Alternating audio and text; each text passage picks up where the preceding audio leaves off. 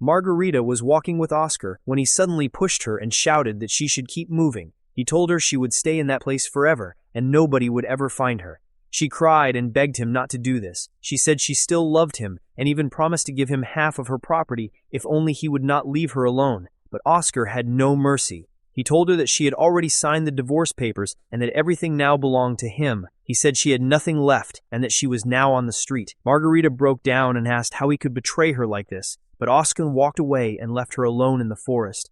He went to his new lover, who welcomed him happily, and together they celebrated with drinks, saying all the money and property was now theirs, while Margarita walked for hours, tired, hungry, and sad, until she reached the city. She tried to sell fruit on the streets, calling out bananas, oranges, apples, but instead of kindness, she faced only humiliation.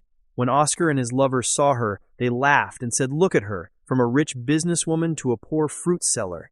But Margarita stood firm and said, "Even if you took everything from me, I will rise again." Life became harder when her landlady, Rosario, demanded the rent which she could not pay.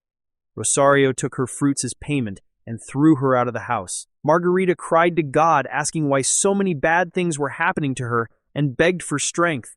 At that moment, an engineer, who was an old friend, saw her in pain and asked what happened. Margarita explained that Oscar had left her in the street and taken all her money and property. The engineer felt sorry for her and promised to help her. He even offered her a home so she would not be alone anymore. Meanwhile, Oscar and his lover thought they had won, but soon a woman from the bank called, telling them they had won a new car and invited them to sign papers. Greedy and excited, they signed quickly without thinking. But the truth was, the papers were not for a prize, but to transfer the property and money back to Margarita. Oscar realized too late that he had fallen into a trap. Angry, he shouted, but police arrived. They had proof of his fraud, and many women had already reported him. The police froze his bank accounts and returned the money to the victims. Oscar was arrested and dragged away.